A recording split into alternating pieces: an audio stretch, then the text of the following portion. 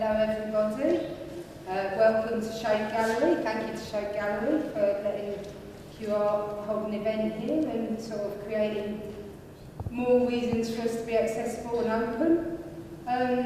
QR is an organisation that was started by Sarah many years ago at Goldsmiths College. It's pretty much, we run monthly open crits, open to everyone, self-taught artists, artists that have been through education. You know, the audience is a mixture of everyone that enjoys art. So they're open and they're about sort of expressing and you know, a need to look at art and talk about art and think about art in an open way where no question is a stupid question, you know, it's open. We're going to get on, we've got 4 presenters. Each presenter will present their work and you can comment, ask questions, whatever you need to know. I'm going to introduce you to Linda, who's our first presenter. This is her work. I don't know if you want to come forward and have a look at the work beforehand, but I'll pass you over to Linda. Oh, sorry, Isabel just wanted to say something. Hi. We are being live streamed, which you're probably aware of. Hi to everybody in the virtual world. If you want to ask any questions, if you hashtag ShapeCrit, we will feed in those questions when they come. Also, if we can have no flash photography, that would be fantastic. Cool.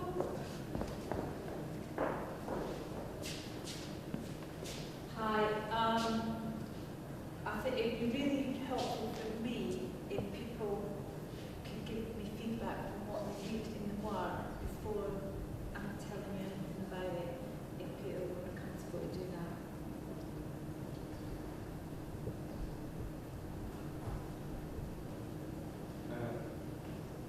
Is the figure in the images you, is it a representation of yourself? Not directly, it's an inner persona of mine. It's not how, you know, it's not I think I want to be like her. You know, she's not how I see myself out in this world. She's from a kind of dream reality. And you very carefully laid out the pieces. I'm assuming they're one word. Do you consider it to be one word or 5 separate words? No, it's 4 separate pieces. Separate? Yeah. Oh, okay. Yeah. But you've arranged them, you've curated them quite specifically, am I correct? I think they're related and they're close together because that's the amount of space I have. I mean, I think I would maybe separate these out more if I had space. But I quite like them in a group like this. I quite like them just leaning against the other ones. Is there a belief system or a story behind objects? There's not a specific belief system, or maybe there is, I'm not sure. But they're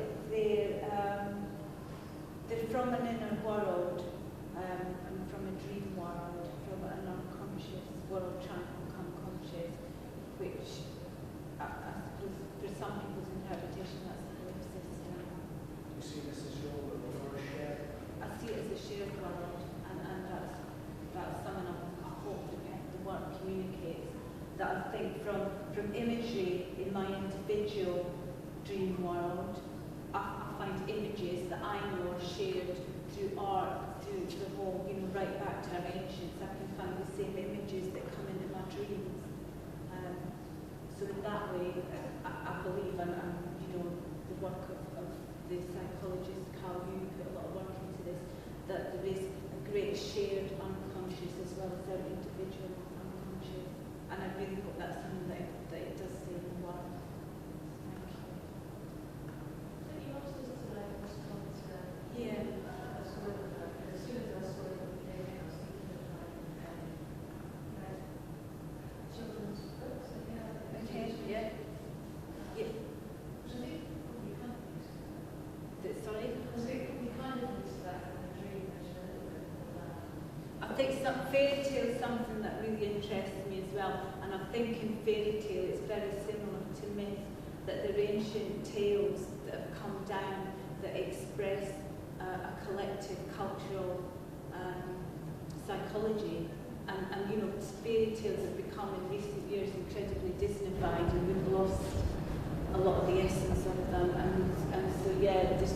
details I've worked with, and I think I do like that there's the narrative coming through that isn't necessarily a specific narrative, but it's like there is a narrative there, and you know, you can put your own on it. They come from mine. So the element of sort of fairy tale, it seems like there's also a sort of darkness. Obviously all the works are quite dark in tone, but I'm just wondering if there's a darkness in the meaning behind it as well.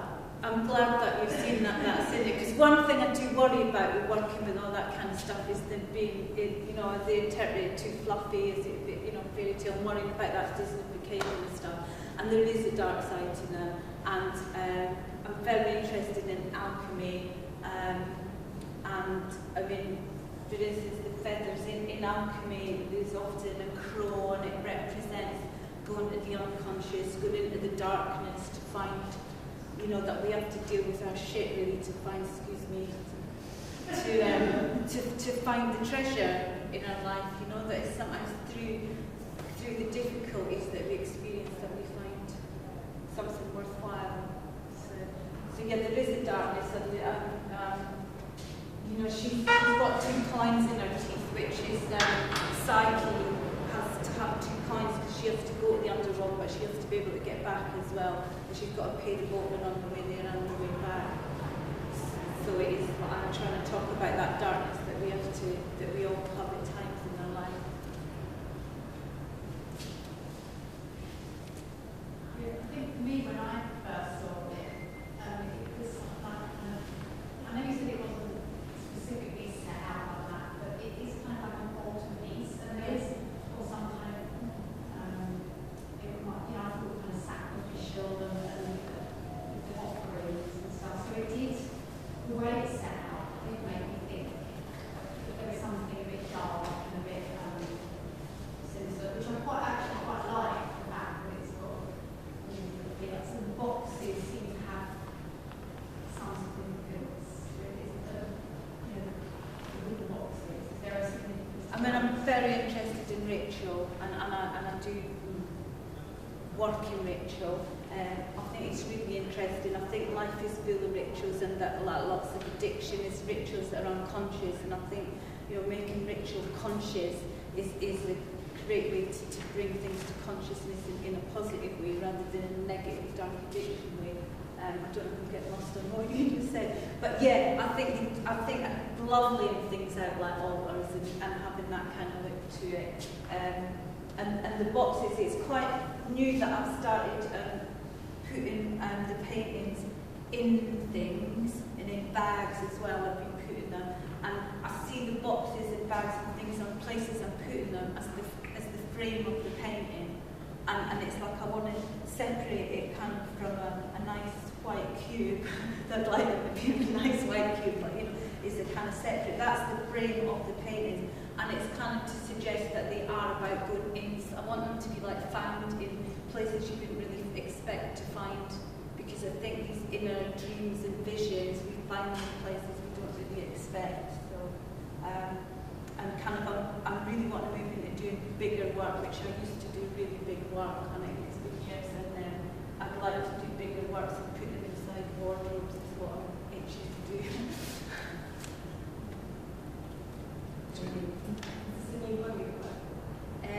It's work I've been working towards for quite a number of years. It's been developing. I did an MA in painting that I finished in 2001, and I was making massive kind of postmodern abstractions with lots of pattern and all different kinds of things going on. And I just stopped making it, and I just had to completely withdraw from showing work and doing anything, because this work started coming from a big inner experience that I had, and then so I had to start drawing figures, and it's like, what am I doing, you know, I should draw figures, and then I'm worried that the work got all too tight, but then sometimes I just love like one tiny hair on a brush, kind of do these like anything little bits, so it's really new me bringing this work out, and it's just great to be able to talk about it and get into nerves as well. Do you see this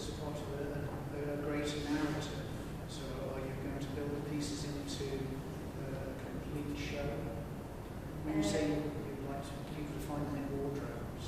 Yeah, I've got ideas of how I want to take the work. I mean, I feel like constrained by space at the moment. I haven't got a studio and I'm working at home. But I really want to, and as well, I feel like I'm starting to bring in some of the abstraction into the figurative space, and that's something that really interests me as well. I mean, I just feel like I'm itching to just drip a load of paint and pour it, but I want to keep the really detailed and figurative parts of the work and somehow marry both. And a lot of my ideas in the work that come from alchemy as well is about bringing opposites together, and I think that's for me two opposites to bring together in a kind of formal way, the figurative and the abstract. I don't know if that answered what you asked me, but I mean, if I was just responding to my community, my first slide, obviously there's a strong female character that's almost central in each of the paintings. The ones who are standing next to it is under female form, but long grey hair, and automatically the associations are together. You were saying how you change your style of painting and experience, it automatically starts to perform autobiographical. If you hadn't been there, possibly just sit more and focus on the character and you see possibly each piece interviewed in the stage, almost feel like a story or a phase. But if you stand next to it, I immediately start to assume that there is a strong relationship between you and the character with the painting, which is I say how I feel myself. I mean, obviously, there definitely is a strong relationship between me and her. You know, she's some inner character in me, definitely. I mean, sometimes she's a very young girl, you know, she's still got long grey hair, but she's a very young girl, like, she's never got wrinkles and stuff, you know. But yeah, she's my inner journey. Yeah.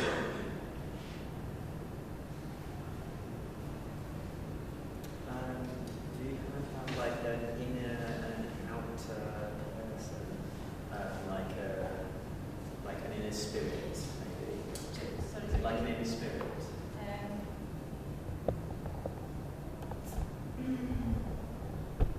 I don't feel that separate from her. But I do encounter inner spirits.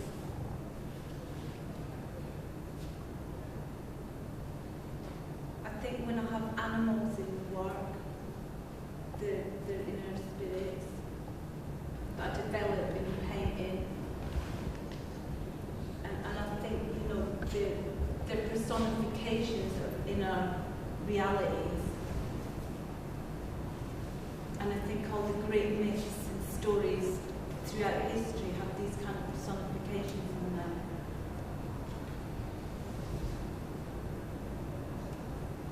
So you said you come from quite a painting background, Yes. and now you seem to be moving into more, it looks more of an installation type work, particularly with boxes. And I'm sorry, I don't know what the berries. Yeah, the the roses. Roses. And the feathers. How has that come about from being really painting the abstract to something quite? I think it's come about that I actually do a lot of ritual, and ritual's very, it's like a performance art really. And I've done a lot of ritual that is public. I've done a lot of ritual in Stonehenge and places like that, big sites. As part of your art practice? No, as just part of my life. But I think that's definitely feeding into my art practice now. And the question about, you know, the feathers and the boxes and everything, I think that has definitely, without a doubt, come from actually practicing in ritual. Yeah, definitely. And you know, that's something I wanted to feedback on, and how that's working as the frames of the painting. I mean, for me, I'm quite excited by it, and it's working. But then it's still like, it's still the painting. Is it separate, or does it just become one piece? Is it just a frame, or is it not? Is it becoming an installation? But I'm quite excited to explore that further. Like I say, I'm buzzing to get a wardrobe. You spoke about putting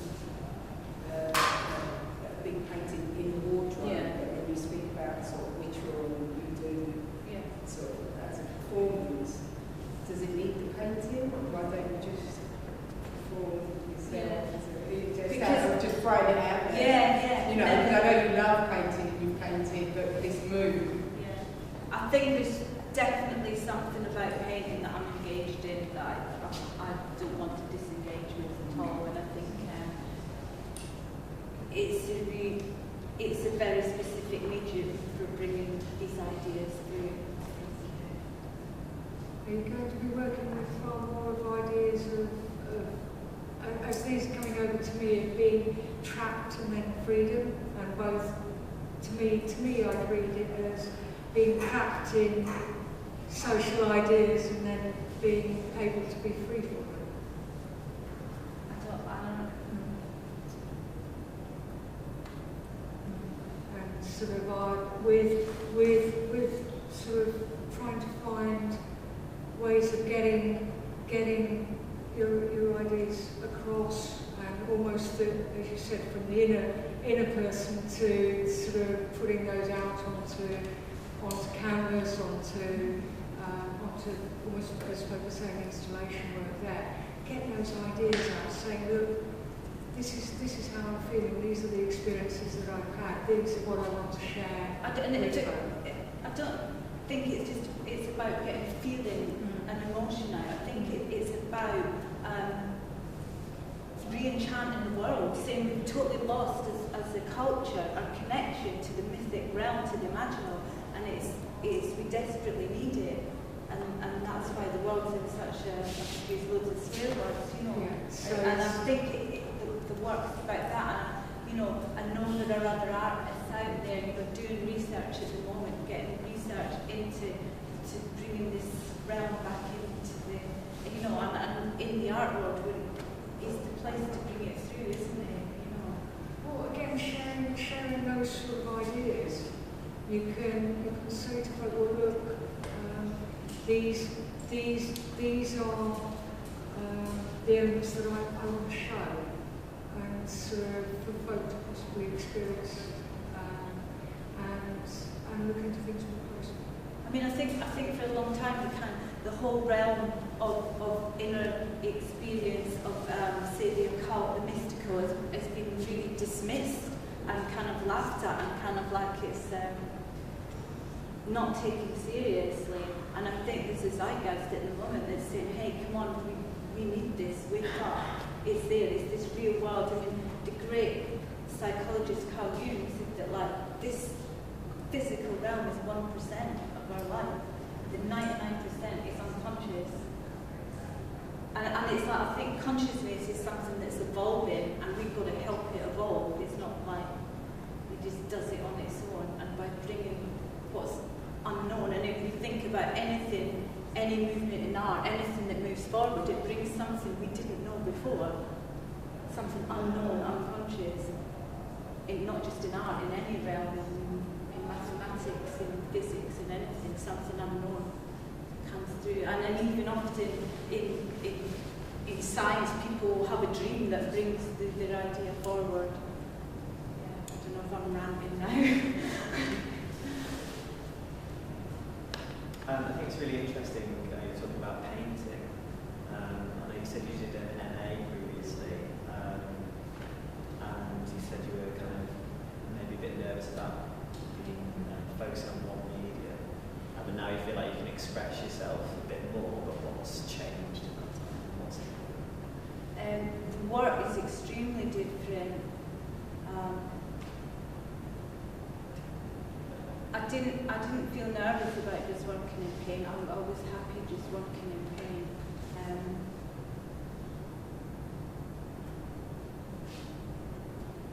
The work is extremely different. I think the work I was doing, the abstract work I was doing, was very much so just thinking kind of why the kind of connection with paint?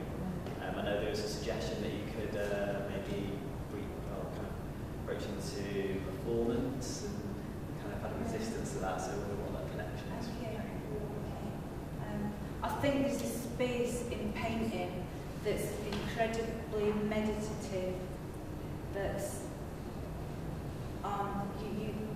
you're occupied in a way that lets the accesses inner realms. For me, that happens in painting, and I'm sure it happens in lots of different ways. And people can access that through performance and things as well. But is a space that I'm especially drawing. A lot of my images start as drawings. It's a way of accessing an inner space. And it's almost like when I think doing really detailed work, it's almost like whirling dervishes need to get really fast to find stillness. It's like needing to do lots of detail and lots of bits to get some kind of stillness and things coming through. But yeah, I mean, performance is maybe something that does interest me as well. I was in a band for a long time as well, a punk band. We were kind of an art punk band, and it was very visual, performative. The performance in ritual and things, you know.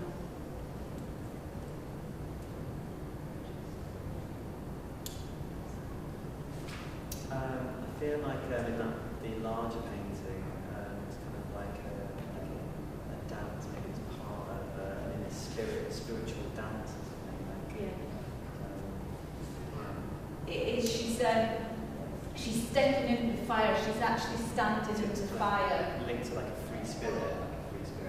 So it's like a lot of ritual things going on. She's eating the apple, and to go back about when you said about like it's a feminine statement, and that's very much Eve that ate the apple. She ate it, and it's like, yeah, it's a good thing. I'm glad she ate the apple. Let's all eat an apple, you know, and get more conscious, because that's what the whole fall's about: getting more conscious. I want the tree of knowledge, you know.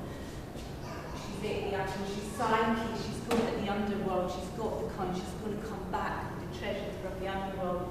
In alchemy, there's a stage in alchemy called the peacock's tail. When you see all the colours. Alchemy is this science of turning base metal, the crap, to gold, and that, I think it's a psychological thing that I said of turning the crap of your life into the gold of your life. And there's a stage where after the darkness, the peacock's tail appears, and so that's signifying that she is going through darkness. There's been a dark stage. It's not over at the peacock's tail stage. There's still more to come, but the dark night of the soul is over. And she's standing in the fire, and yes, so it is a ritual, and it's a kind of made-up ritual, but it's got all these references to a lot of myths, and she's got paintbrushes as well. Do you have any titles? Yeah, this one's called Coda Pavonis, which is the alchemical term, and I don't even know how to pronounce it properly, which means peacock's tail. And this one's hermaphrodite, but this one's other. And this is kissing the raven, the crow, sorry.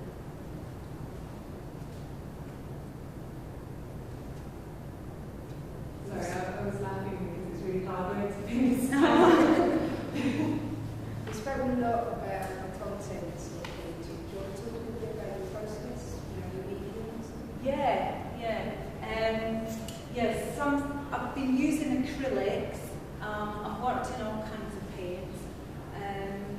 I've built up a way with the acrylics. I'm using a lot of glazes, layers and layers of glazes of colour.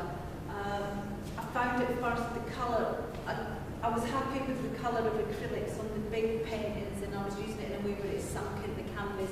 I was using all kinds of like home-based paints, every kind of paint. I didn't like the colours of the acrylics the way they were working on this work, so I've been mixing it with the thinning it and building the colours, and also having a varnish on it because it keeps the colours a bit more alive. And now I quite like that technique. I'm using a lot of interference paint as well to bring colour through from the back. I really want to work more with abstract elements on top of the work. I want dripping to come into it.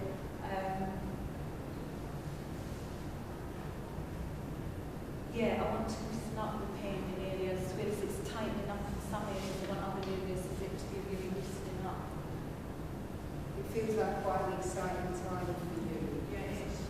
Back into, I know you had a sort of break. I feel like I've got loads of places I want to go with it at the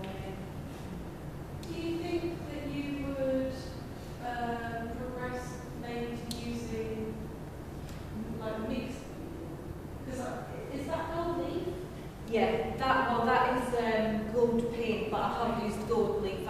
On that little one is, but I'm making larger paints with the hermaphrodite, and I've used gold leaf on that. Yeah. It'd just be interesting to see sort of a slight 3D element to it as well. It's almost like jewels and the gold leaf and things. It would just be interesting to have maybe a sort of texture. I mean, obviously I'm quite far away, so Yeah.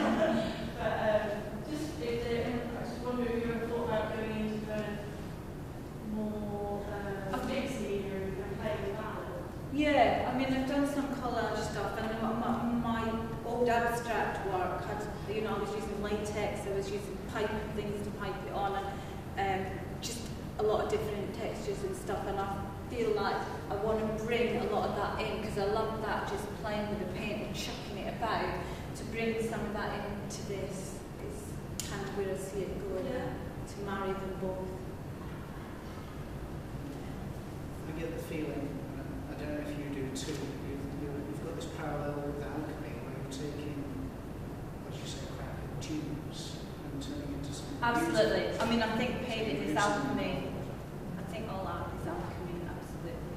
And I think in painting, it's absolutely close to alchemy because you're actually using the soil. Paint is earth, it's mud. And you mentioned, so yeah.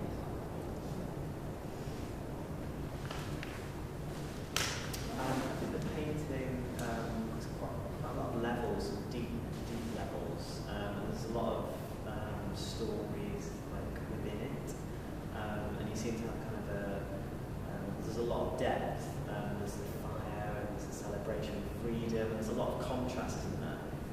It seems like there's a lot going on. Thank you. Right, that's it. Linda, thank you. Thank you, everyone. Thank you. This is Amy, and sculptures over there. I don't think anyone's going to have a little walk around and have a little look at any sculpture, and if you haven't already. And we'll also move forward. So if you want to grab your chairs and move forward a little bit, maybe. There's a lot of sheer camera.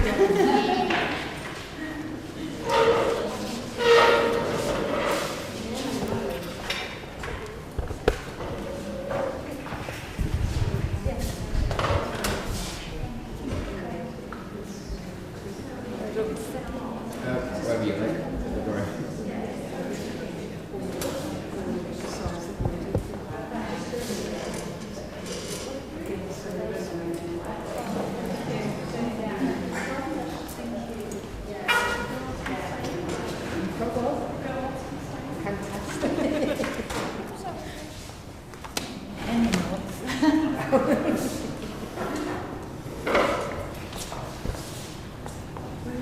I'm not sure. I don't know.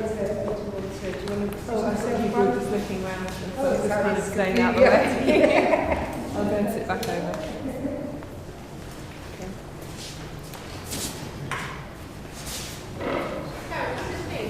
Yes, it's big. It's happy. Yeah, of course it is. Otherwise I'm just going to smash into it. I don't want to do that. Thank you, sorry.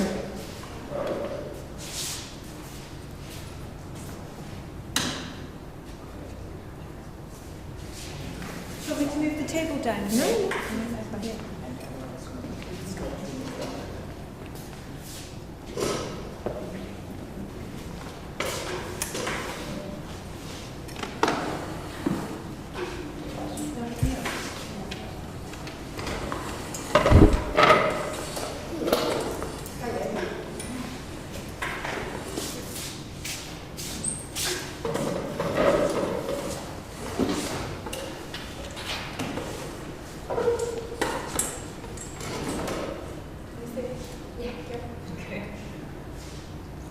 Okay, so hi, I'm Amy. It's great to meet you all. Thank you for inviting me to come here. This is my work. Its name, I'll let the signer. It's called Do Not Betray the Moment by Some Distraction Ahead. That's the title of the work. say that again? Do not betray the moment for some distraction ahead. So, the title comes from a bit of a strange story. About 4 years ago, sorry, I'm just trying not to sign because I'm so used to signing. Sit on my hands. The title comes from a TV programme. Why not sign? Sorry? He's Sorry? saying, why don't you sign? Oh, okay. Talking and signing at the same time. It's hard. It's, the title, it came from a TV show years and years ago. I was watching a programme about 3 o'clock in the morning, and I don't know why, I think I was a student, oh no, maybe more years ago, maybe 6 years ago. And it was about a man who lived with turkeys. He lived in the forest, and he brought them up from sort of small chicks into turkeys, big American turkeys that sort of wandered around the forest. And he was a very unusual man. He said some quite unusual things. And the most profound thing that he said throughout this story of how he sort of almost gave birth to these birds, and then looked after them as like their mother, and then this change from being a mother to then being a follower. He said, I won't betray the moment, this distraction ahead, which is I thought it was the most profound thing I'd ever heard. A man who looks after turkeys in a field, in a forest. So yeah, I like titles. I like things that people say. So sometimes I'll hear sort of people talking, or I'll read something, and it sort of inspires me. And I have those moments, or those titles, and I save them. And then sometimes the work evolves, and sometimes it doesn't. I still keep the titles. So titles are really important to me. Sometimes they're more important than the actual work. So this piece came from my MA show, and it was it was my third year, and it was exploring different mediums. I like found objects, and I really like the surface of the concrete as well. I have quite a connection with materials that sort of contrast each other. So sort of the organic feathers and the concrete, which is meant you think that it lasts forever, but it doesn't. So I like things. I'm interested in degeneration. I'm interested in time, and I'm interested in how things decay. So I did a lot of reading. I can't remember what I read now. It probably wasn't that important. But it was saying that, I can't remember the name of the book, but that we're constantly degrading, we're constantly degenerating. As soon as the morbid thought, as soon as we're born, we're dying. And it's a really scary thought, but that's what's happening to us all. And I suppose it's happening in a much quicker way to me than it is maybe to some of you here. So yeah, I like the contrast between the heaviness and the lightness, and I'm really interested in the potential. We have some other works that are X, with the birds on, they're at the back, and they're all part of the same body of work. I'm not interested in birds. I don't like birds. I don't hate birds, but it's not my thing. But I use them as a metaphor or a concept to work with. Yeah. I think that's if anyone wants to ask any questions, and I'll say a bit more. What kind of metaphor, what sort of thing is it about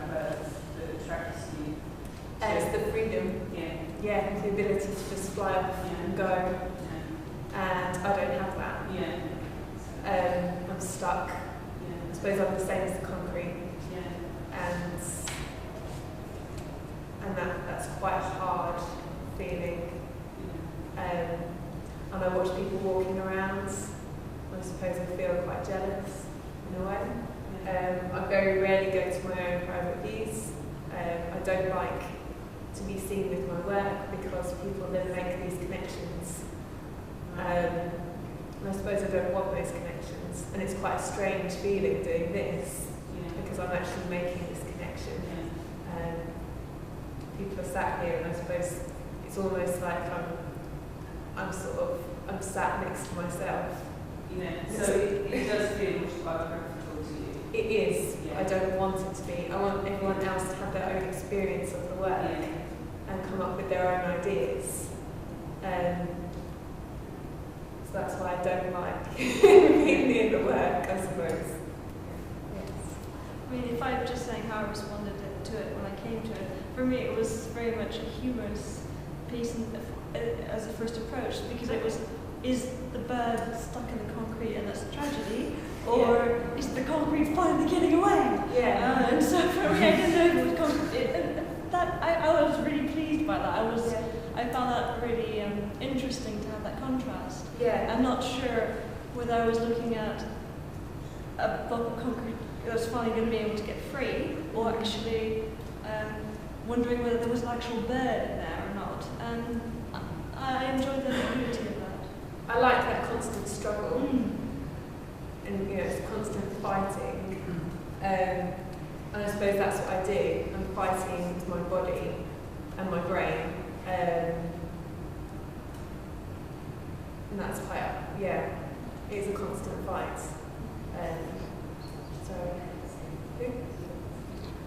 I'm interested with the blackbird. Why did you choose dark feathered, and then the paintings of the actual eggs are white? Is there any correlation there? I mean, earlier you mentioned freedom, and freedom I tend to think of a white bird. So I was just thinking, what decision process you went through there.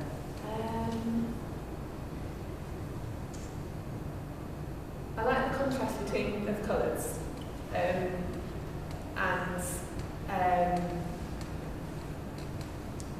felt it was a stronger piece using the black, and I feel they're sort of softer maybe. Those works are more commercial. I think maybe someone might buy those, but no one's going to buy this. I won't let them to buy.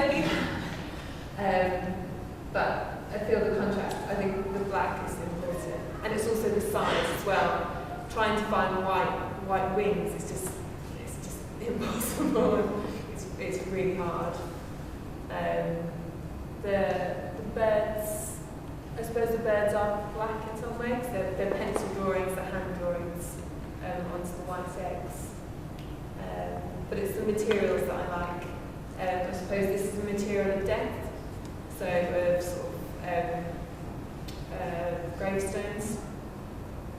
And I suppose this has the potential for life, although it obviously is dead. Did you have a question? No, before you said all that, Sorry. No, my response to before you said all that was tension. I felt this great tension between the two pieces because in some of my work I've photographed lots of various unusual situations and dead birds and all kinds of things like metaphors and things like that. And that really struck a chord with me, that one. I feel that sort of tension between two things. That's before you said it. Yeah. But it's interesting to say that you don't want to normally be with it. No. So that you,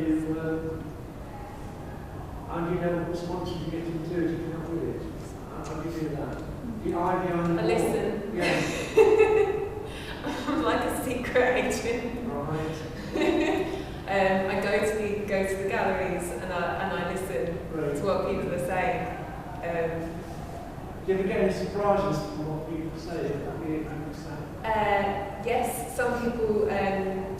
It's been in maybe two different shows around the country, and one person felt very, very upset, felt really sad, and it was a sort of really emotional piece.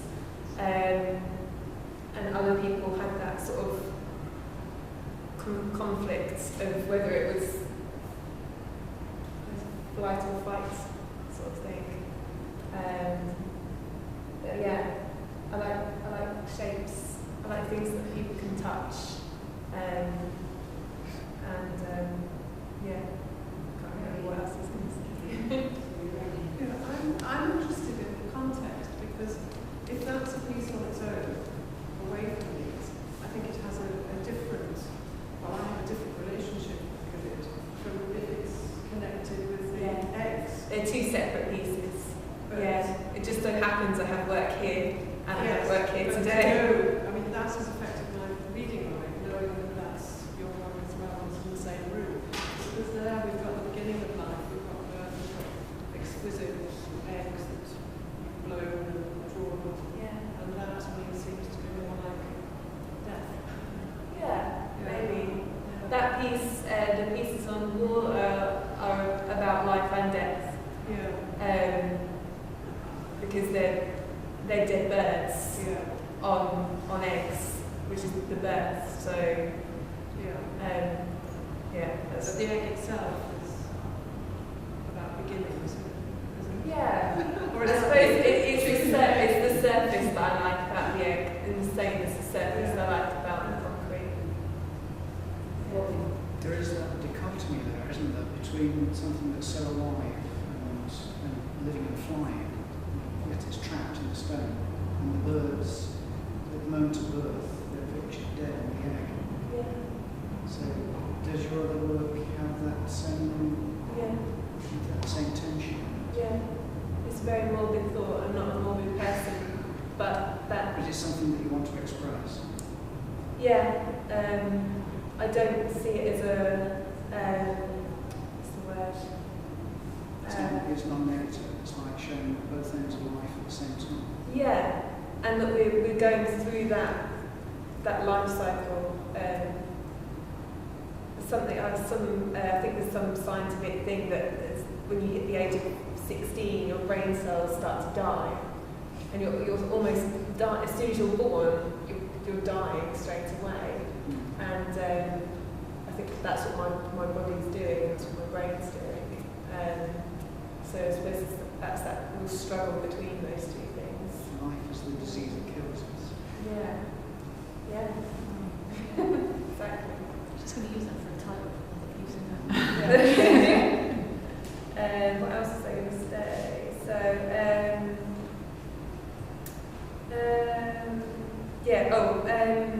so I know not everyone here is from Shape. I thought it was a group of artists with different disabilities, and I was going to start this conversation about disabled artists and artists. I might just talk about it quickly. I'm not a disabled artist. I'm an artist. I absolutely hate this disabled artist name. My disability doesn't define me, although it helps me make my work, I suppose.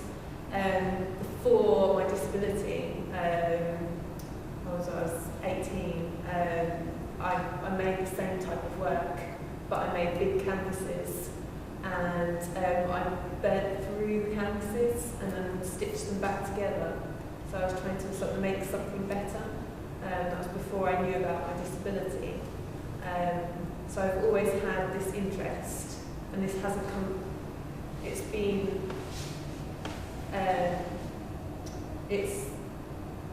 my disability has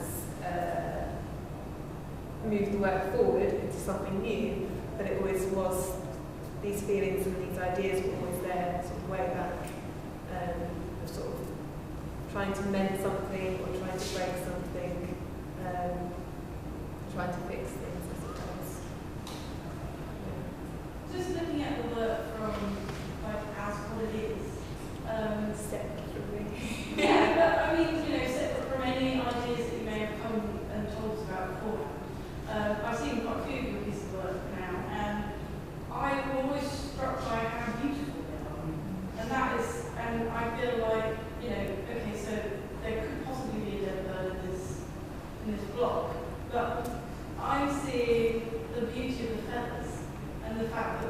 like highlighting, you know, this incredible part of nature that, you know, we're having a chance to look at that. And I think the same with the eggs, and I've seen other pieces of your work, and it's always highlighting something. And so I'm not looking at it in a negative or in a kind of dead life thing. Yeah. I see it as you're highlighting something incredibly beautiful. Yeah. And it just happens to be birds, you Yeah. know. Like you said, you know, birds are not, you know, the main thing about your piece. No. But you are highlighting beauty. Yeah. Which I That's think- something that's really important in my Yeah. practice. And I wanted that to be So mentioned beautiful. because we're talking I about think I've written it in my it's important to mention it's, yeah. they're beautiful. Beauty is something that's really important to me. I don't, not important to me as a person, but important in, I love beautiful things. And I see concrete as a beautiful thing. I see these feathers as beautiful things. I don't see sort of beautiful people as beautiful people. It's the materials. It's the really sharp edges. It's the cleanness of things. So beauty is really important. And when I was doing my final MA show, it was something that came about as quite negative. My tutors didn't like the fact that I said my work is beautiful. And they said, well, what's beautiful? Why is it beautiful? I said it's beautiful, so it is.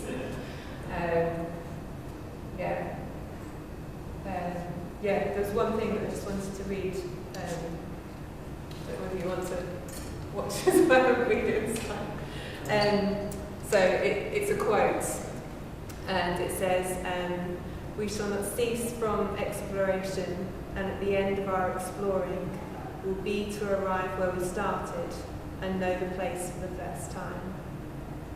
And I love that quote. It's by T.S. Eliot from Little Gidding in 1943. So that's what I do. I constantly explore, I find new things, I go back to the start. And it's just that constant journey. I suppose it's part of my beliefs. I'm Buddhist, so I believe there's that constant circle of life, circle of art. We remake and remake, but new things come from that. So, yeah. Any other questions? I think, yeah, we're nearly there. I think I will ask the same sort of questions, but I've got to be known, so a lot about content and then, your relationship with work with yourself. How does your disability, if it doesn't affect you making of the work, concrete and using certain materials? And does it ever become a sort of thing, do you ever think, well, I want to do something physical this big, or, like using the concrete and stuff? It's something that I like to ask. It's quite interesting, I think. When you came in with it today, it was so heavy. It's so heavy. And, it's hard working with certain materials when you're able-bodied, physical strength. And I just wonder, do you get them to help you, or do you get quite hands-on? Okay, so it's my helper Paula over there. She's an artist as well. She's my helper, she's my PSA. And we always had this conversation about, and I had it with my art tutors, they used to say, make small things so it's easier for you. And I was like, no, I'm going to go and make something massive just to annoy you, and just so that other people have to lug things around for me. Not because of that, but I felt really annoyed they wanted to make things that I found easy. Because Made it easy for them. yeah, and life's not easy. My life's not easy. So this weighs a lot. It weighs nearly the same as I do. It's about 6 stone. I'm about maybe 2 stone more. And my other work weighs the same as I do. I have bigger pieces. Have nine of these that are much lower to the ground. They're on my card So yeah, Paula, sorry, I'll go back to Paula. Paula will always say I'm probably the most stubborn person she's ever met in her life, and she tells me that every day. And I like being stubborn, otherwise I don't think I would be alive right now, because it shows I'm a fighter, I'm not going to lie down and let things happen to me. Just a comment, the whole notion of artist assistance is by no means No, it isn't. a so-called disabled artist. Sorry, I can't hear. Sorry, I've got that through. The notion of an artist assistant is by no means confined to so-called disabled artists. There is plenty of precedent throughout history for artists and assistants. So, Artist assistant.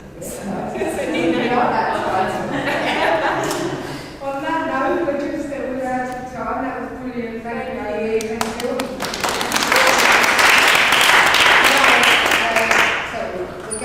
We're going to take a little break. 15 minutes. So to drink some juice and water and stuff here. A cigarette, and then we'll come back and do Fred's work. Right.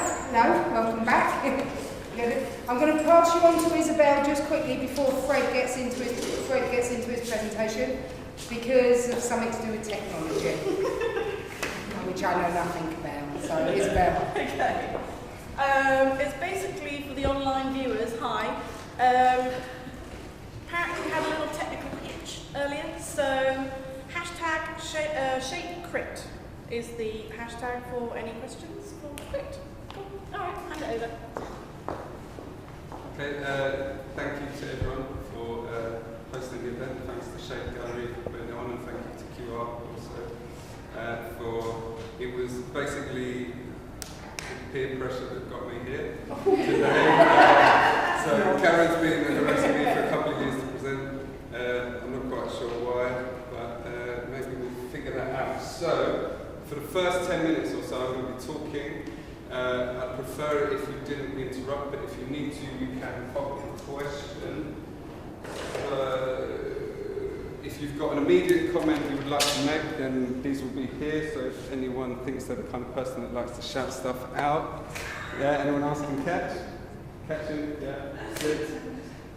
Over the back. So it's a party popper, so you can pop it if you want to pop a question. So if you've got a comment, and then I might ask you to give your comment, or I might just ignore you. So there's some more of those. So Karen can give those to people. And then also, if you've got one of those sort of like slow brewing ideas, and you're thinking about it a bit similar to like what Tony was doing earlier, where he's thinking to ask a question and then the artist answered his questions. So Amy started talking about stuff that sort of seems to answer it. There's some balloons, so everyone can get balloons. So take one, pass it on. There's balloons. I think there's 15 balloons. So if you've got a popper, maybe just take a balloon instead. Oh, pass it on. Okay.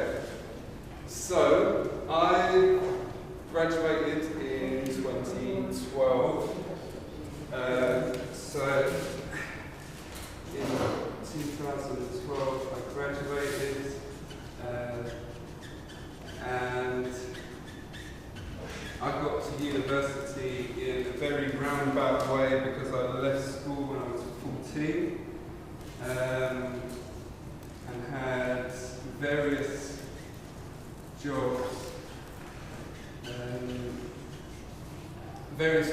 that were for underskilled or underqualified people, and I had a very active mind and generally could hold down the job for the longest. I think it was 3 months. I was an industrial cleaner, and so when I went to university, I went when I was 21, so I was still one of the younger conglomerate, but I wasn't necessarily the youngest. And I was very enthusiastic and wanted to be a part of that. And yeah, I suppose I was very happy to have the studio space, and I used to do things like break into the studio before the technician would come up and be like, why are you in the studio? But that's sort of how I got to being in an institution again, and then I kind of came out of there feeling very mentally distraught. And like my whole person had been kind of pulled apart and examined to the point where I sort of had a bit of an existentialist crisis, and I didn't know who I was or what I was or what I wanted to do. which seemed very counter to the purpose of it, which was I was going in as an artist and coming out as a person that couldn't make or do anything and felt very confused. So I'm going to talk about from when I left. So that's that done. So I did what most people do, which was try to be an artist.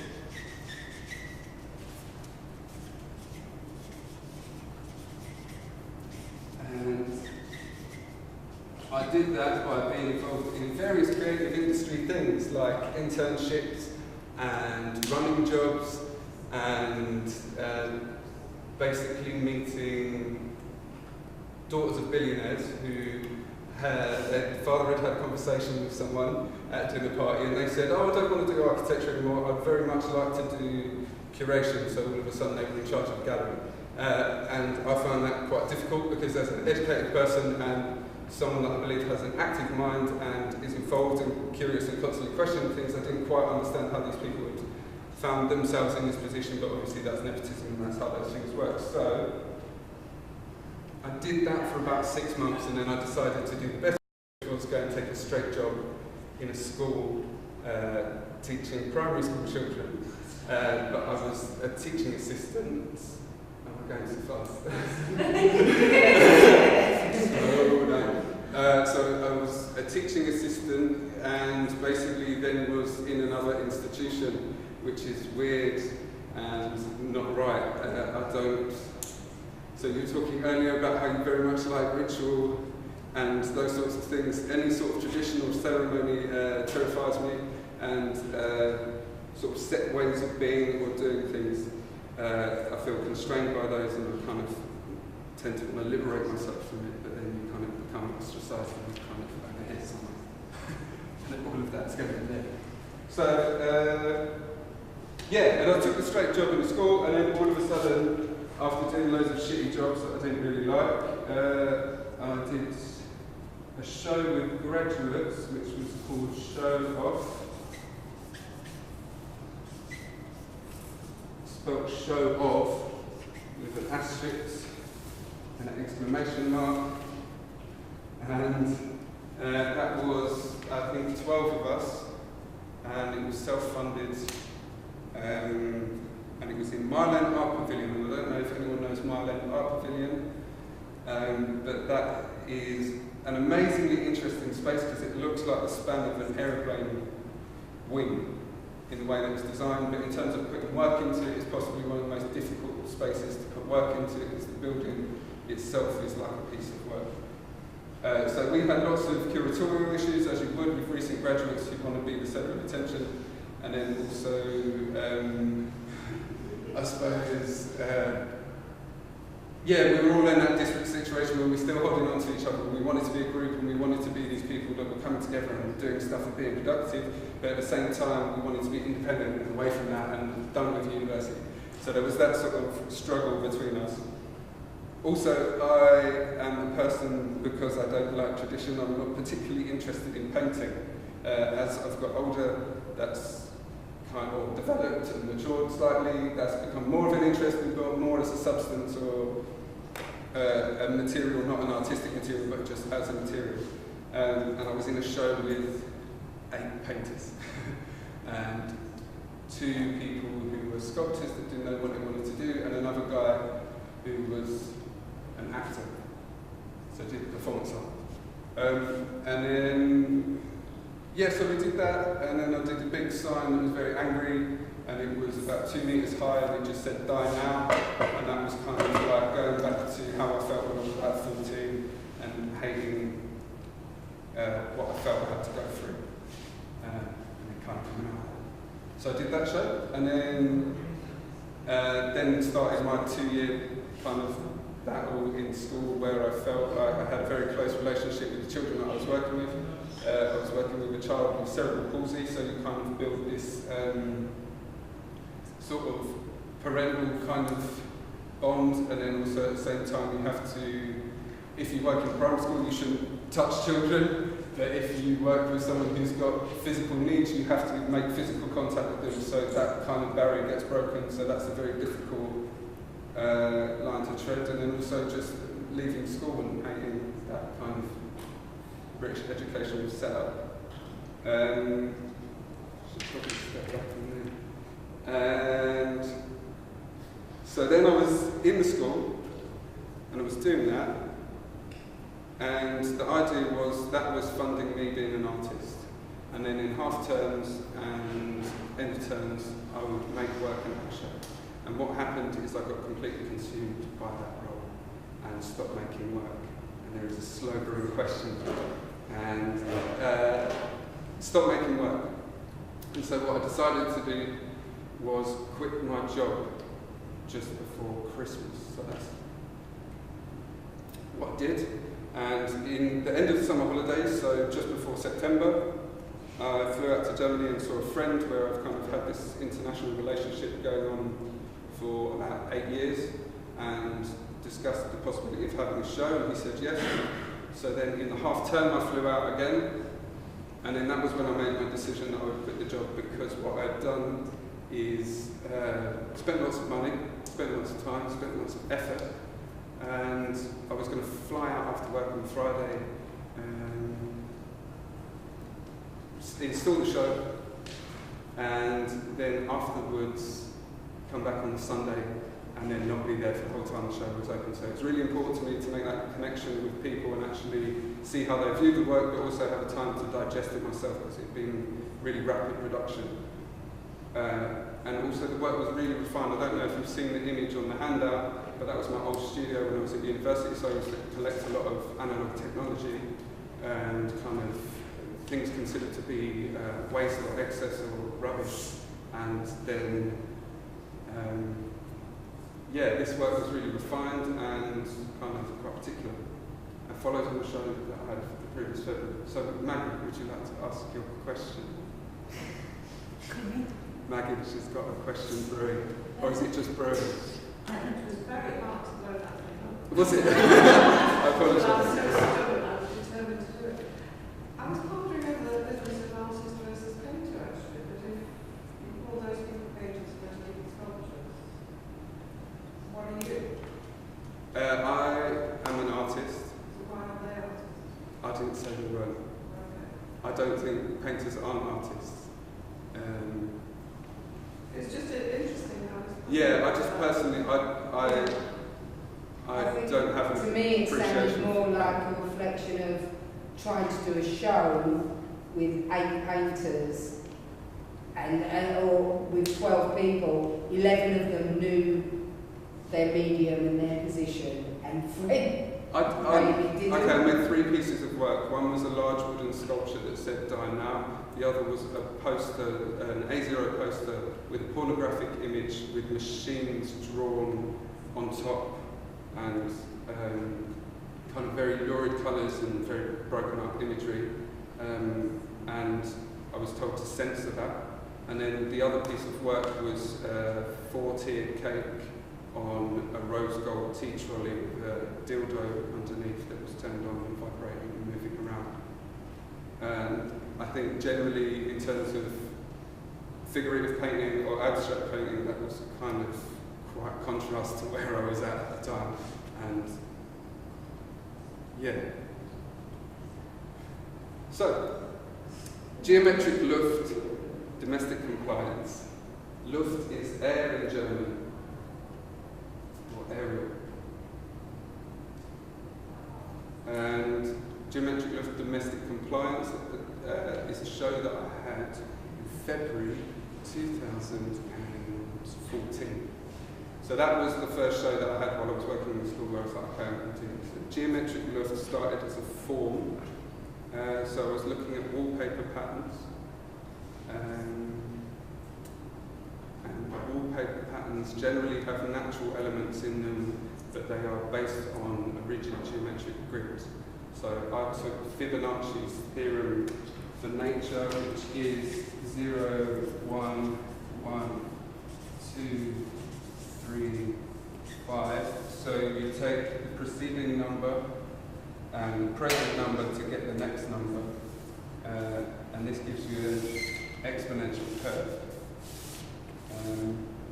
So Fibonacci's theorem is something that been interested in since I was a child. I was very interested in mathematics. I think probably because I found out later that I was dyslexic, so maths was a definite language that I could understand, whereas spoken language and written language seemed separate. So spoken English and written English are very different. So that's why I got confused. So I used to find joy in maths and comfort in maths when I was a child. So the reason for taking this was because when you actually draw out this code, it doesn't look like anything natural. And also what it doesn't take into account is asymmetry or mutation. So as a theory it's wonderful, but also at the same time it doesn't really take into account what's actual. So in contrast to that was a thing called Wabi Sabi, which is a Japanese philosophy which is about the understanding and the acceptance of impermanence, and then on top of that it's about the appreciation. So similar to what Amy was talking about, the concrete being a heavy block and then sort of shifting, and actually it's only in a moment of stasis, it's not definite and infinite. So the geometric of domestic compliance was a form that then backed on a series of posters, and then I made it a hanging structure, and then the domestic compliance element was a glass greenhouse with plastic flowers inside. And then out of that show came the show in Jelly that I was talking about before, and I extended the idea, and then I had these wall plaques, and I like the word plaque because it is something for remembering or commemoration, but at the same time it's dirt in your teeth. And then I'm also very interested in patinas, which you find on copper and various things like that. So I used perspex and then gilded it with copper. Yes, question pop. Thank you so much for popping the question. What's your name? Robin. Robin, would you like to ask your question? Are you presenting yourself as a piece of work? I'm coming to that. Would you like me to get to that bit? Is it getting a bit boring? So basically what's happened... You're over your halfway. Have I climaxed? I'm over my halfway. Okay. No, it's good. It's good that you did that because I wanted a halfway and then I wanted to open it up so you didn't have to pop questions. You could just ask questions. Back in again, masturbating. Pop too soon. Basically what's happening right here has come from... I'm very interested in the second law of thermodynamics, which sounds very fancy. It's just entropy. Entropy basically is just things coming into formation and then slipping away again. So my work recently has become very physical, and also at the same time as being very physical, it's been planned out and very definite and made and exhibited and then finished. And at the moment I've entered into a state of high entropy, so I've come back to England and I don't really know where I am, I don't really know what I'm doing. I didn't really want to go, here's a piece of work I'm working on, what do you think? Because at the moment I'm open to many different aspects of research and things that I'm interested in. So, entropy. Am I presenting myself as a piece of work? No. But I will make a form. So if anyone has hearing aids, you might want to take your hearing aid out or turn it off. And if you have sensitive hearing, you might want to cover your ears.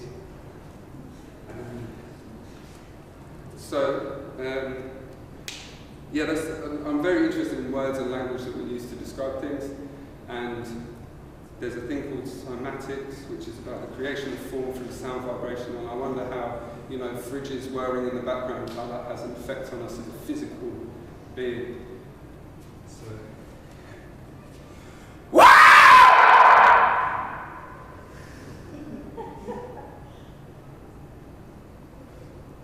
So that's something that's a sound, but it has a physical effect on you. It has, it resonates through you, and I just thought to do it. So there we go. Thank you very much for listening to me waffle. I'm going to step out of the platform, and then you can ask any questions that you might have.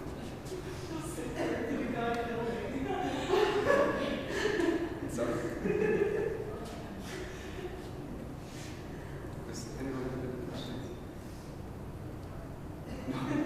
suppose there's not much to talk about. Yeah. Institutions, yeah. All institutions. What educational institutions? Educational institutions. That's That's one of my main personal concerns, but Yeah. also things becoming institutionalised, and I think that relates to the entropy thing as well. It's how things become formed and structured, but then you try to maintain a structure beyond the lifespan of that form. Does that make sense? Do you want me to? Not exactly to me. Okay, so like the idea of you do a workshop or I don't know, you have an exhibition. So there was all these things that you set up, and so it was like the space that you curated, the people that you invited, the time that it happened, and it works really well. But then what you do is you go, okay, that was really good, and you look at it, and you try to recreate it using all the same elements and the same material, but that has passed away. But that's how things become institutionalized. So I'm very interested because lots of my work doesn't actually exist in exhibition spaces or gallery spaces. A lot of it is wandering the streets of London and being sentimental, to be honest. You want everything to not to be even being in a gallery is too much or respect it, it's better if something flows more like performance art. Yeah, I suppose there is an element of that, but I suppose what you've seen just now probably kind of then confuses that, because there's points actually which I exhibit in a gallery and I really enjoy exhibiting in a gallery, or I make a formalised piece of work that's quite refined. And the reason I like to do that is because there is a certain format to that that you can understand and pick apart and follow. But yeah, just tugging earlobes, that's all you've got to do. Like when you're a bit confused, it's just go for the earlobe. Like there's some sort of answer in there. So you like the structure of the gallery situation? I do, but it's But particular. then you don't like the structure of the gallery situation, so you move your work out. It's dependent on what the piece of work is. It's dependent on Jesus. They had to swap. Slow down.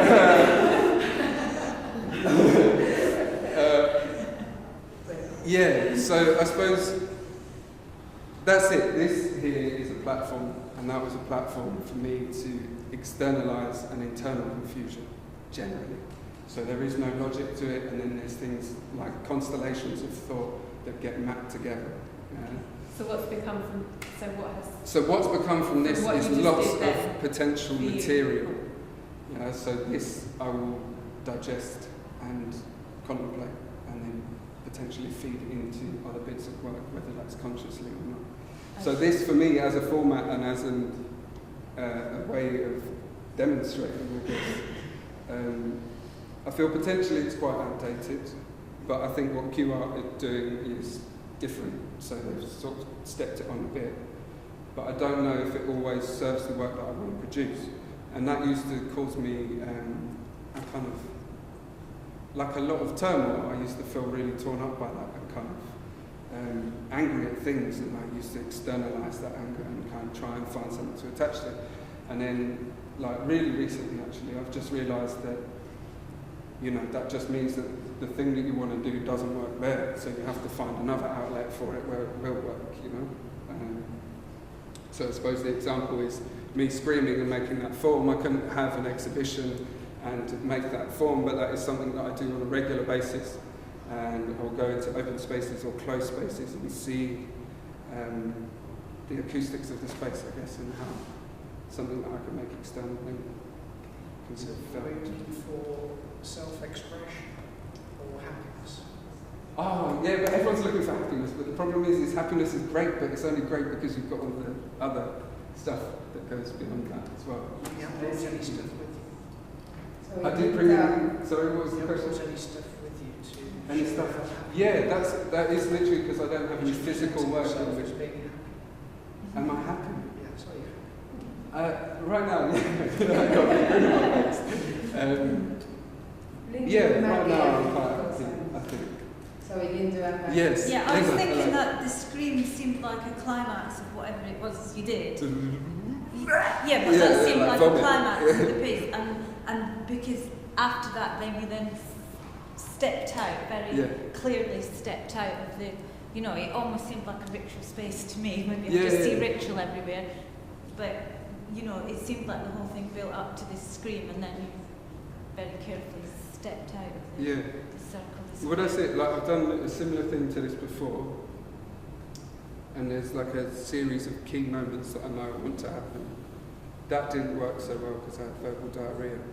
But usually what it is there's a series of things that I'd like to do, and then depending on how the person witnessing that reacts, then you can choose to go over it. So it's like, the kind of analogy for that would be the difference between running a race or a marathon where you've got a set route, or doing an obstacle course where you can choose what appropriates your strengths and your kind of weaknesses and what they There's are. a comment really, I'm just basically tricked someone into being your assistants. Yes, you're definitely, everyone's a part of the work. I think that's it, and that goes back to the point that I was making about, you know, if you try to recreate something, like if I then went, oh, that went really well, that was a brilliant performance, I'm going to do that. It's a performance, that's the point. It's not something that happened in a space with other people. Jonathan, yeah. So I'm not sure it's really a question. I'm just thinking it seems interesting that you kind of expressed yourself, but from here, watching you draw and the grid and the maths and the interpreters going crazy, and it just felt like you're almost writing a book in some ways. So kind of like a scientific, like, you know, the law of physics maybe. You know, it's kind of there's almost like research based, but it's a bit complicated. And then the shouting felt like Big Bang. Okay. You know, of physics. You know, after that it was kind of like, you know, everything developed, and from then on it can spread. Maybe. So that was kind of what I was getting out of it. It seems like a book, like a history of everything or something. Like Stephen Hawking, like that, you know, that kind of realm. So That's very complicated. So it's kind of like a history book. That's how I felt. You know, that was just my perception. Thanks, that's very kind. I don't know if anyone else felt that. Right, just very quickly,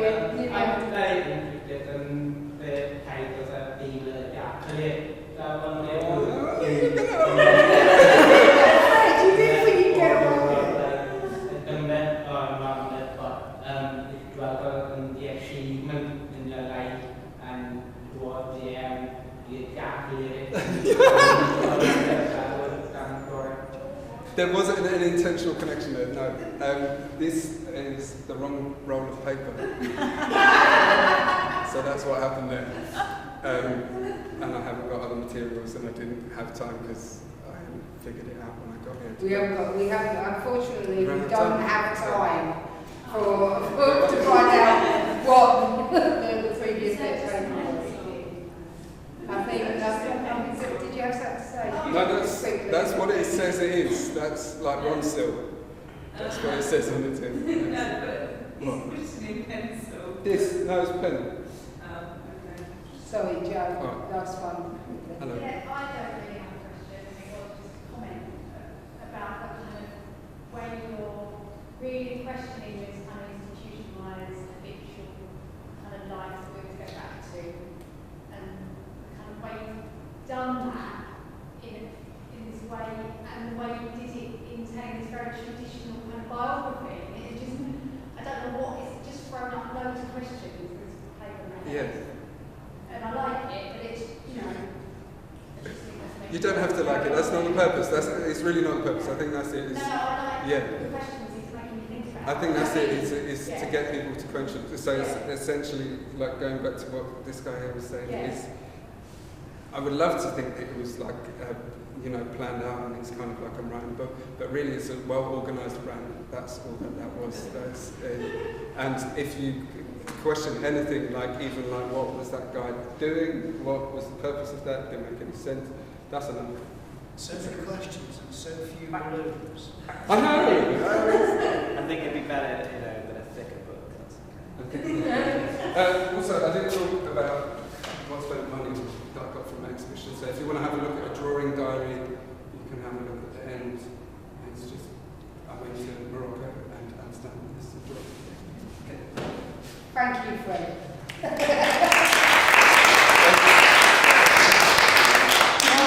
We're now going to move on to the lovely Tony. He's been very patient. He's going to have projection, so I don't know whether any lights are going down. Do we need to do anything? Is it? You can see it, okay. We can't really dim them. We can turn them off.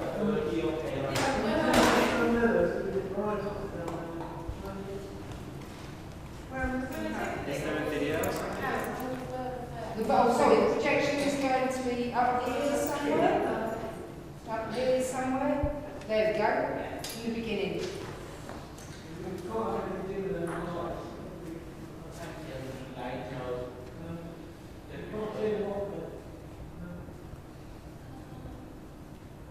Looks bright enough. You can see it. I just see that maybe move the head.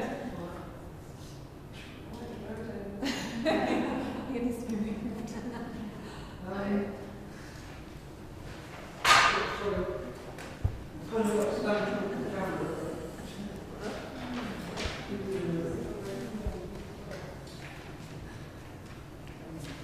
I need to sit down, I can't really stand up. Okay.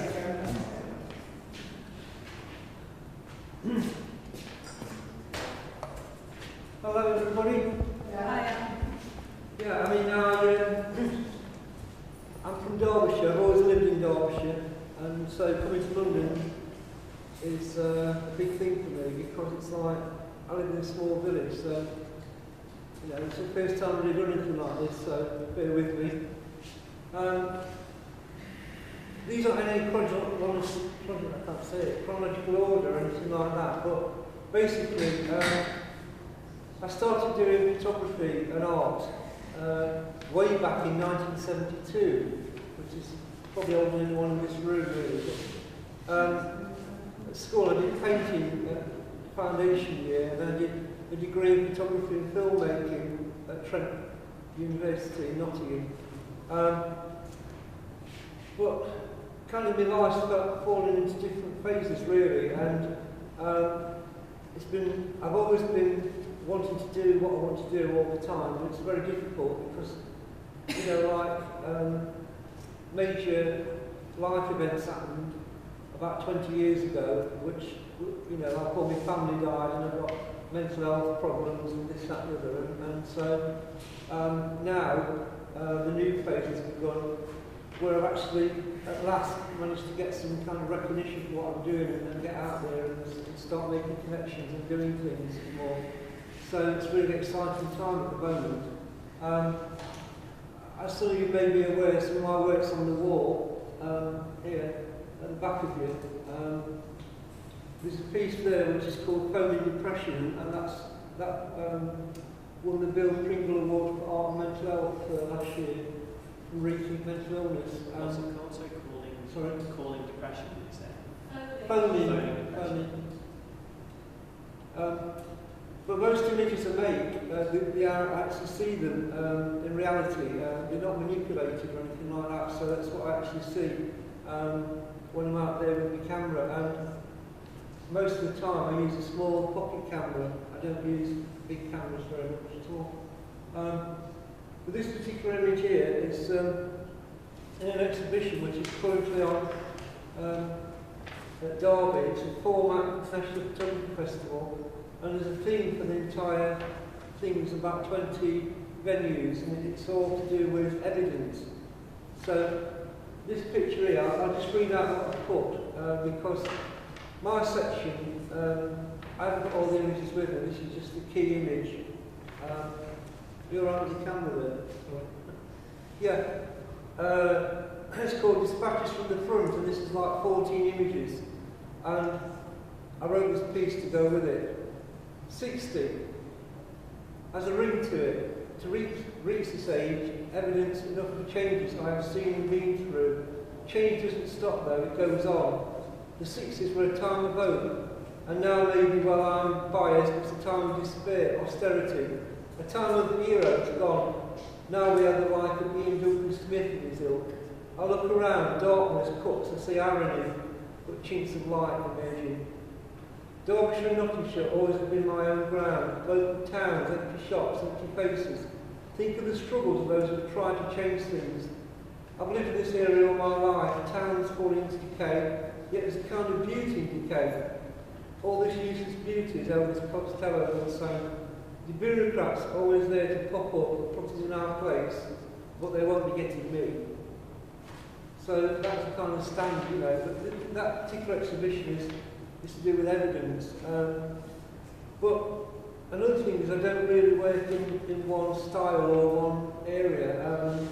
I don't know why that is, and someone even said to me, I'm too diverse, which is ridiculous really, I suppose. But, I'm doing an exhibition, sorry, I'm going away from this, I've got to explain this image, I'll not explain it, but you can't really see it, I don't think you can see it very well without the lights off, but this is an analogue print. In the old days, you had a dark room where it was film, pre-digital, it was a completely different experience. And this image is a self-portrait, and taken in the overgrown garden, and the images scattered around are all things from the past. There's my wife, my parents, people who died, they've all died, and my children, their poetry I've written, and medication and stuff to do. I was very influenced at the time when I took this by, I don't know if you know the work of Jo Spence, who's dead now, and she was a woman who did a lot of work on self-image and medical things, but looking at the self, and I found that really powerful, what she was doing. It really affected me at the time to do that kind of image making. I'd like to go to the next one, please. This is a series, I'm doing these all the time, the self-shadow portraits. There's a website called Self Shadows, run by a Spanish guy, I can't remember. I really love doing that and looking at the work of different people, just interpreting yourself through shadows. So maybe it's a bit narcissistic, but I'm obsessed a bit with self-image and doing different portraits of yourself, which I find quite fascinating. Talking of birds, this is very earlier. This is one of the series I look at for birds in unusual situations. And this is a well-known statue, I think, in Paris, and I call it Despair. But it just sort of floated onto that statue like that. And I've got many other examples, I'm not wanting them tonight, where you can't manipulate it, it just happens to happen in front of you. But it just sets off different things in the head, because sort of random a little bit. But I also write an awful lot of poetry, short stories as well, and these kind of things trigger things off either before, after, or during. So I don't know where it comes from, I've no idea. But anyway, that's an image I quite like. Can I just ask, did you want us to talk about any of these images or not? Because yeah, we can do, yeah. yeah. Yeah, sorry, I don't know if you want us to comment on what we're looking at or not. Yeah, sure. Did you want to go back over any of them at all? No, it's fine. I just wanted to know whether I'm not very used to doing this. This is the one you sent to me, wasn't it? You sent this one. This is really interesting to me because I couldn't quite figure it out from the image that you. This one? Yeah, this one. It's really interesting. Is it something that you just caught it? Is it in the park? It's I call it Dog with Red Logs, and Levitating Dog with Red Logs.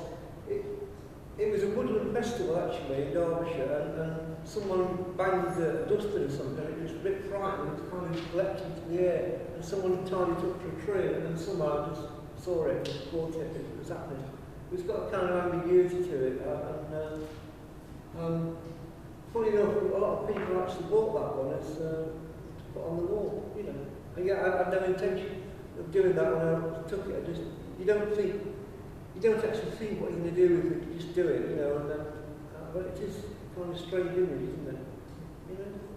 I thought the dog was dead. It's not dead. Yeah. No, It's not inside. It could be dead, yeah, but it wasn't. No. It wasn't. But, yeah.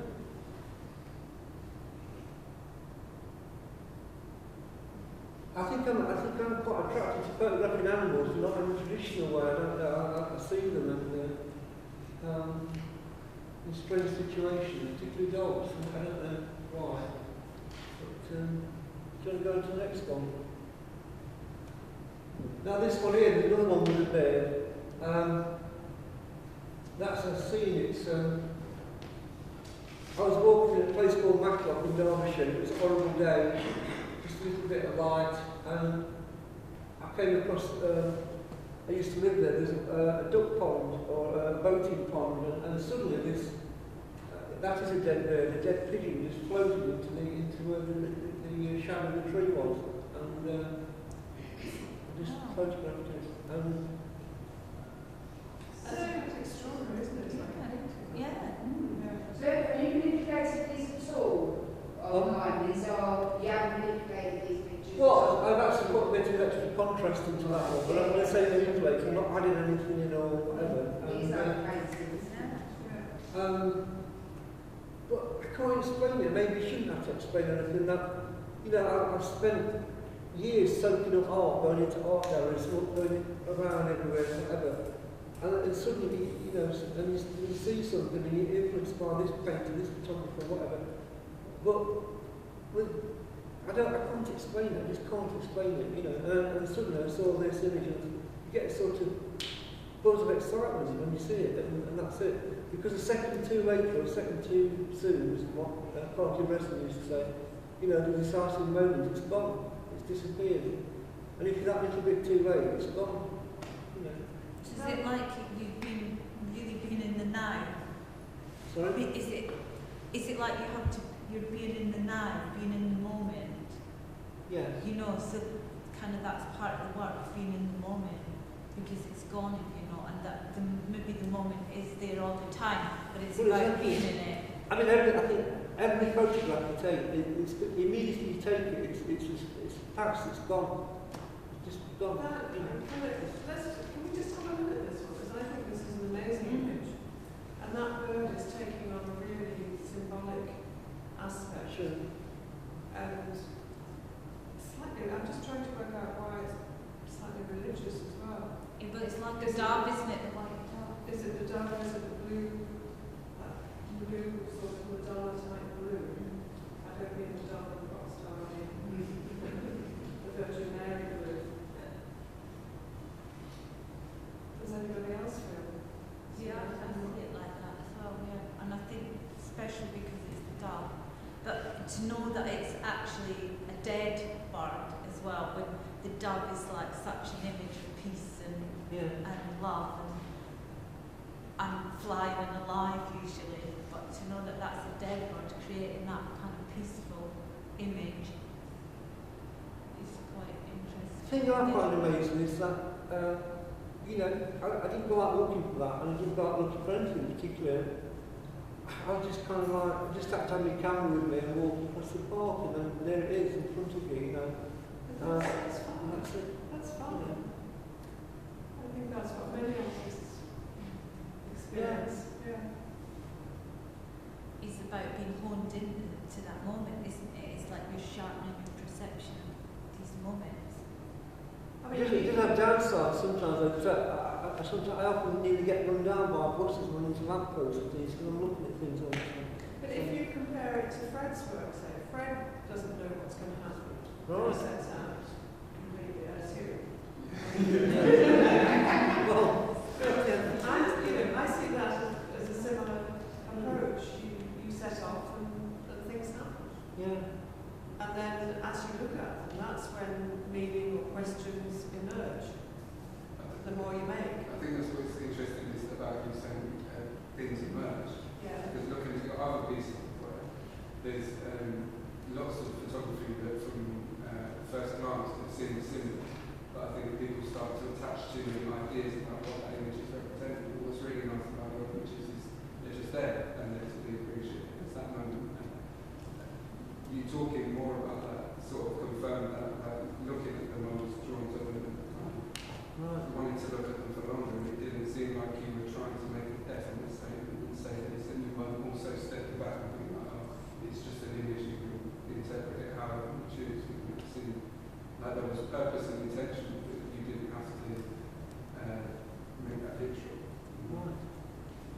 interesting. I found that, particularly now it's digital and so, and also last year I got awarded this big grant from the Arts Council to develop my work. And now going back into the archives, when I was doing new stuff, but I could start to see lots more connections between images. And that's what's interesting, and that's why I'm learning, I'm still learning, you know, like I don't know the answers, but I'm still learning lots of things now because I'm seeing more connections in what I'm doing and what when people's talking to me and actually picking up things and trying to pull out strands to do work with and everything. So that's why I say it's the third phase for me, because I'm not saying that I'm going to drop dead tomorrow or anything. I mean, I can feel that I'm on an exciting sort of, yeah, you know, sort of. Yes, I don't think I've described it in very academic terms, have I really? I'm not really academic. I'm not really academic, you know. You understand it. Yeah. It's that, yeah, moment. Sorry. But you need to leave work for the viewer to do as well, so you don't have to explain everything. Right. You know, let the viewer work out Yes, of it and bring their own experiences to what they're looking at. And in fact, over the last couple of years, well, I find it exciting. I've got any examples with it. I've done collaborations with other artists as well. So I worked with someone you may have heard of called Aidan Schindler. I worked a lot with him, and he's a conceptualist artist and did an exhibition on about schizophrenia, and that was very interesting. We worked together on 2 or 3 projects, and we did an exhibition on mental health, which we took over to Ireland. It's all odd that we got commissioned by the Irish Arts Council. I have no idea why, because neither was Irish. I don't know who got that one. I don't know. One of the mysteries of life. But this one I called Those Tourists because to me it was like, I got this strange feeling when I was in Brighton that there were people sitting in those deck chairs but you couldn't see them. It was like, it sort of like, it felt like there was a ghostly presence there. I don't know, that's why I felt. It's interesting, I always say, you know, like all these pictures, you look at someone, the deck chair attendant has set them up into, you probably know that, everyone's a couple. Yes. When was that taken? When was that taken? What time of day? Good point, I can't actually remember. I think it must have been possibly early morning. I'm not sure. It's about 10 years ago when I took that one, I can't actually remember. Have you changed the colours? No. Enhanced them? No. No.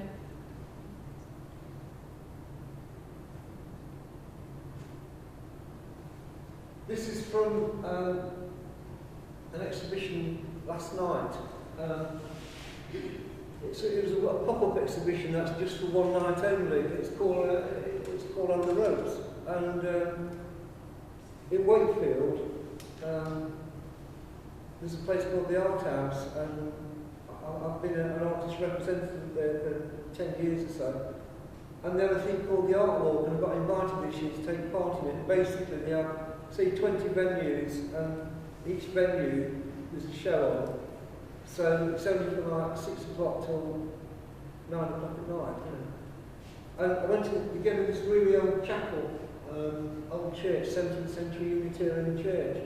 And you see, you can put a string up if you want, you know. I thought, great, and it just gave me this idea, put washing lines up, and then go through the pictures, anything to do with ropes and twine and string and all kinds of things. So, these are just A3 prints held on with a clothes plate. There's about 40 of them all the way around the church.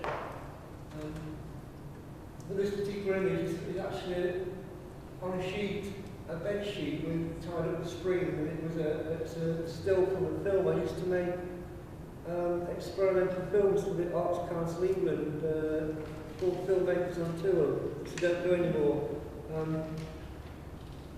I made several sort of like, you know, short films between 20 minutes and an hour of abstract images or whatever, a soundtrack. constructing soundtracks, but, and that's part of that particular image. They perhaps you can pick up on that by just looking at it. This is from the same thing on the ropes. This is my daughter doing poi.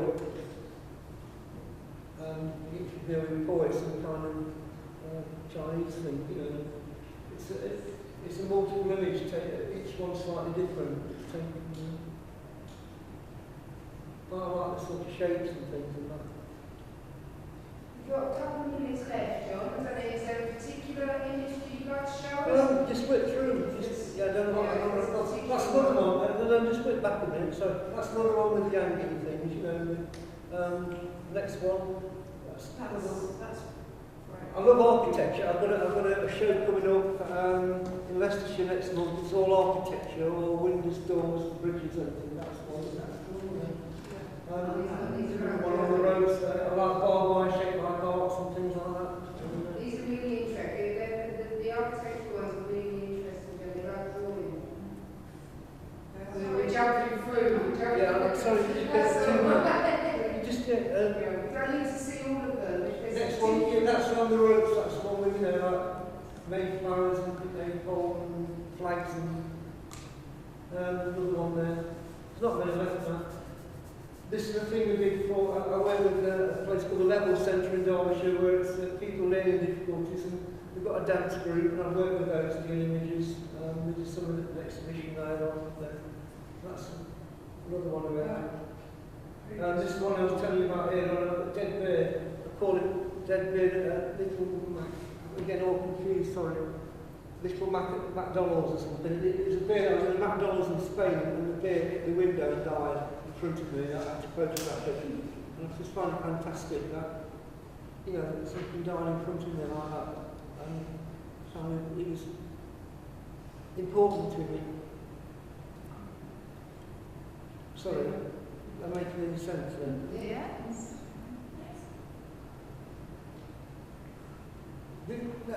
Go back, we might finish on this one and just put them on. We'll have to finish on this one. I call this one touch. I just saw that all these different gestures going on. It's a plastic cow, cows, a guy clapping his hands, someone holding, there's all different gestures going on. I just love it, that one. I don't know why. I love agricultural shows where you get all those things going on, plastic cows. I'm always looking at plastic cows, the last one, that's just to show you that I did an exhibition for Shape in Nottingham in 1996, which doesn't exist anymore, Shape in Nottingham, which is completely gone. That was in disabilities, and that was a show I just found that. I'm gabbling, I think I'm... You're right, I'm going to say thank you. I need a cigarette. Thank you.